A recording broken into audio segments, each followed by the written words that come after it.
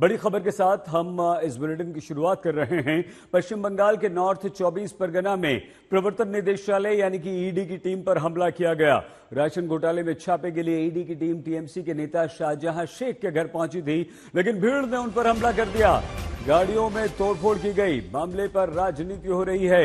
ये देखिए वो गाड़ी है जिस गाड़ी और दो गाड़ियों पर यहां पर हमला किया गया है। ईडी की यह गाड़ी है, इसमें ईडी के अधिकारी गए थे, इसमें घायल हुए हैं।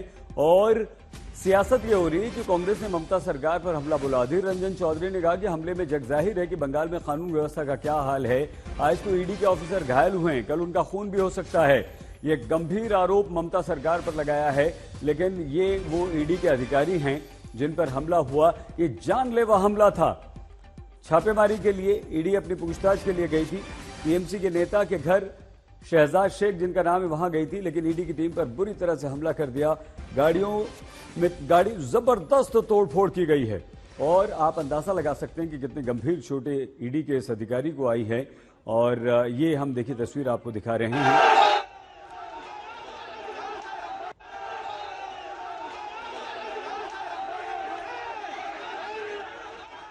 सत्तारूढ़ पार्टी के गुंडों ने, दरिंदों ने जो हमला बोला है आज ईडी के ऑफिसरों के खिलाफ, इसमें ये जगजाहिर होते हैं कि बंगाल में कानून और व्यवस्था की हाल कितना बुरा होते जा रहे हैं।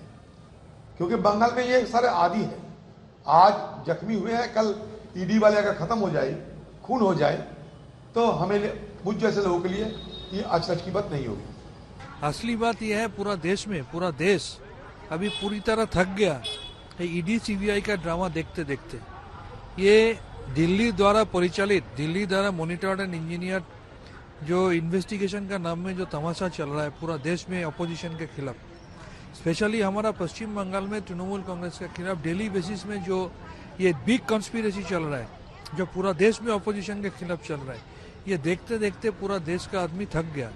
उल्टी दूसरी तरफ आप देखिए, जो बंदा यहाँ पर ये सब स्टफ को सोशल मीडिया में पोस्ट कर रहा है, उसको पूरा कैमरा का सामने पैसा लेते हुए देखा गया। उसका पूरा फैमिली मेंबर्स के खिलाफ करप्शन का आरोप है, लेकिन उनका कोई टच नहीं करता है, उनके खिलाफ कोई कार्रवाई नहीं करता है लीडर ऑफ अपोजिशन शुभेंदु अधिकारी, क्योंकि वो बीजेपी से बिलोंग करते हैं। अनुपम मिश्र हमारे संवाददाता इस समय कोलकाता से हमारे साथ जुड़ चुके हैं। अनुपम, क्या हुआ था, कैसे ये हमला हुआ, कितनी चोट ईडी के ऑफिसर्स को लगी? पर 3-4 जगहों पर रेड शुरू की ईडी ने, तो बाकी जगहों पर तो कुछ नहीं हुआ, लेकिन संदेश खाली में जहां पर जो टीएमसी नेता है शेख शाहजहां, उनके घर जब ईडी की टीम पहुंची तो वहां पर घर बंद मिला। ईडी की टीम ने आवाज दी, किसी ने दरवाजा नहीं खोला। जब ताला लगा हुआ था, ताला तोड़ने की कोशिश ईडी की टीम ने की, तभी 200 से 300 गांव वालों ने पूरी ईडी की टीम को वहां पर घेर लिया। शुरुआत में विरोध प्रदर्शन हुआ, उसके बाद विरोध प्रदर्शन उग्र हो गया और ऐसा उग्र हो गया कि ईडी की टीम को पीछे हटना पड़ा, जबकि ईडी की टीम के पास सेंट्रल फोर्सेस के जवान भी थे, लेकिन जो प्रदर्शनकारी थे उनकी संख्या काफी ज्यादा थी, महिलाएं भी उनमें शामिल थीं। ऐसे में ईडी की टीम को पीछे हटना पड़ा और लगातार इतना उग्र हो गया प्रोटेस्ट कि उनको वहां से जगह छोड़नी पड़ी। इस दौरान उनकी गाड़ी पर हमला हुआ, उनके 2 ऑफिसर्स पर हमला हुआ। एक ऑफिसर्स के तो सिर में चोट आई है, और इन दोनों ऑफिसर्स को एक प्राइवेट हॉस्पिटल में ले जाया गया है, भर्ती किया गया है। और इसी के बाद से पूरा का पूरा जो घटनाक्रम है उसने राजनीतिक मोड़ ले लिया है। बीजेपी ने आरोप लगाया है और एनआईए जांच की मांग की है। अभी जो खबर आ रही है, बीजेपी की ओर से एक चिट्ठी लिखी गई है अमित शाह को, गृह मंत्री को, और पूरे मामले की एनआईए जांच की मांग की गई है। सुकांतो मजूमदार जो स्टेट प्रेसिडेंट है, उन्होंने ये चिट्ठी लिखी है। इसके अलावा अधीर चौधरी ने भी इस पूरे घटनाक्रम में, पूरे घटना की निंदा करते हुए बयान जारी किया है। वहीं टीएमसी का कहना है कि ये उकसावा दिया गया था ईडी की टीम की वजह से, इसके बाद ही ये सब हुआ है और ईडी की टीम एक तरह से एक तरफा कार्रवाई कर रही है। वो सिर्फ टीएमसी के नेताओं को चुन कर रेड कर रही है, जबकि बीजेपी के नेताओं को, खासतौर पर शुभेंदु अधिकारी के घर पर कभी रेड नहीं की जा रही है। इस तरह से टीएमसी का बयान सामने आ रहा है और पूरी तरह से एक तरह से ये राजनीतिक अखाड़ा बन चुका है ये पूरी जो घटना हुई है। बड़ी खबर यह है कि बंगाल राज्यपाल का एक महत्वपूर्ण बयान आया है। वो ये कहा है, उन्होंने ये कहा है कि सरकार तुरंत कार्रवाई करे ईडी की टीम पर इस हमले पर, वरना आपको इसका अंजाम भुगतना होगा। तो ये एक बहुत गंभीर आदेश है और इस तरह का बयान आना, राज्यपाल ने कहा है कि सरकार कार्रवाई करे या परिणाम भुगते। इसका मतलब अगर सरकार कार्रवाई नहीं करेगी तो राज्यपाल के जो अधिकार हैं वो उसका इस्तेमाल करेंगे। और ये बड़ी बात है, जिस तरह से ईडी की टीम पर हमला हुआ है उस पर ये बड़ी बात आई है। हम आपको आगे और प्रतिक्रिया सुनवाएंगे, लेकिन उससे पहले ये बताएं, सीवी आनंद बोस जो कि बंगाल के राज्यपाल हैं, उन्होंने ये गंभीर बात कही है, बयान दिया है। इस बीच हम आपको और जो राजनीतिक प्रतिक्रियाएं आई हैं वो सुनवाते हैं। कोई भी निरपेक्ष तदंतकारी केंद्रीय संस्था कोई भी राज्य पर जाते हैं और वो भी महामान्य उच्च अदालत के निर्देशानुसार, और जब उनके ऊपर अटैक होते हैं, इससे बड़ी निंदा का विषय हो ही नहीं सकता है।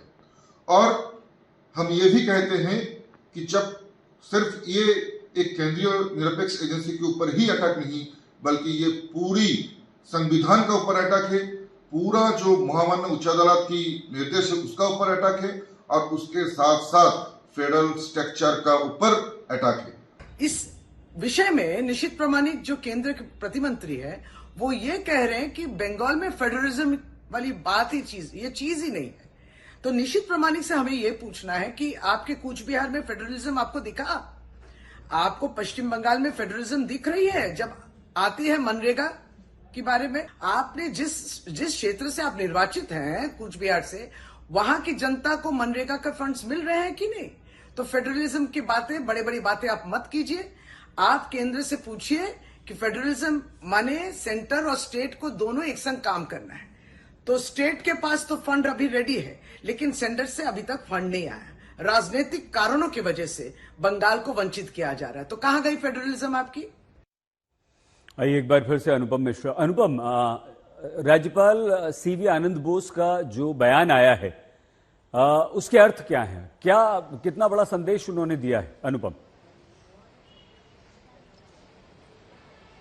जी देखिए, इससे पहले भी हमने देखा था जब कुछ महीने पहले राइट्स हुए थे पश्चिम बंगाल में, खासतौर पर हावड़ा और हुगली में, तब राज्यपाल की काफी सक्रिय भूमिका दिखी थी, वहां पर गए थे और खुद सरजमीन पर जाकर उन्होंने देखा था। तो आज उस परिप्रेक्ष्य में अगर देखा जाए तो काफी गंभीर बयान है राज्यपाल का। राज्यपाल सीवी आनंद बोस ने खास तौर पर निंदा करते हुए कहा है कि इसके खिलाफ बड़ी खबर आ गई है। बंगाल में ईडी पर हमले की एनआईए जांच की मांग कर दी गई है और ये नेशनल इन्वेस्टिगेटिव एजेंसी से जांच की मांग की गई है। बीजेपी ने एनआईए जांच के लिए गृह मंत्री अमित शाह को चिट्ठी लिख दी है। गृह मंत्री अमित शाह से ये निवेदन किया गया है। सुकांतो मजूमदार ने गृह मंत्री अमित शाह को चिट्ठी लिखकर एनआईए जांच की मांग की है और कहा है कि ये बेहद गंभीर मामला है। एक केंद्रीय जांच एजेंसी की टीम पर हमला होता है और वो हमला इतना खतरनाक होता है कि जांच एजेंसी के अधिकारियों की जान तक जा सकती है। तो ऐसे में बंगाल में कानून व्यवस्था पर गंभीर प्रश्न उठते हैं।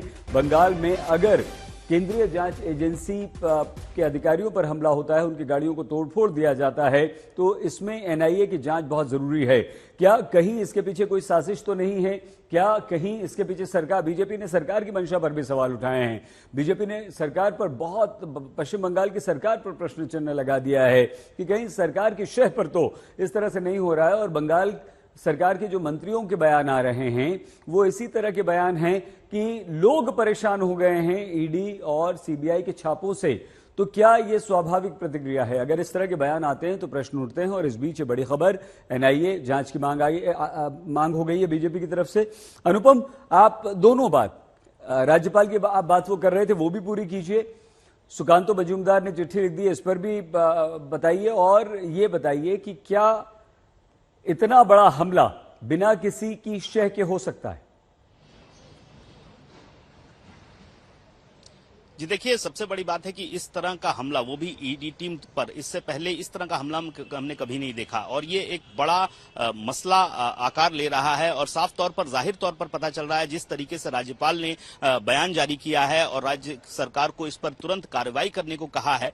और दूसरी बात, जो एनआईए जांच की मांग की गई है वो गृह मंत्री अमित शाह के पास चिट्ठी लिखकर भेजी गई है बीजेपी की ओर से। बीजेपी जो खास तौर पर सवाल उठा रही है कानून व्यवस्था का, क्योंकि जिस जगह पर अगर कोई सेंट्रल एजेंसी की टीम जाती है, वहां पर कोई रेड होता है, तो वहां पर जो लोकल पुलिस है उसकी भी जिम्मेदारी बनती है जो सेंट्रल एजेंसीज हैं उनको वहां पर मदद दे, उनकी रक्षा करे। ऐसे में जो पश्चिम बंगाल पुलिस है उस पर भी बीजेपी की ओर से सवाल उठाया जा रहा है, कानून व्यवस्था पर सवाल उठाया जा रहा है। तो एक तरह से ये बहुत बड़ा राजनीतिक मुद्दा फिलहाल बनता जा रहा है पश्चिम बंगाल में अचानक से, और जो घटना हुई है उसके परिप्रेक्ष्य में ये जो बयानबाजी शुरू हुई है टीएमसी की ओर से भी और बीजेपी की ओर से भी, और कांग्रेस भी इसमें कूद पड़ी है, तो ये फिलहाल जारी रहेगी क्योंकि ये मसला काफी छोटा मसला नहीं है। और दूसरी बात जो सुनने में आ रही है, ईडी की टीम भी अब एक बड़ी मीटिंग करने वाली है, उसमें तय किया जाएगा कि किस तरीके से अब सुरक्षा बलों को और ज्यादा लेके चला जाए, कहां कहां जाया जाए, क्योंकि जिस तरीके की घटना हुई है उससे तो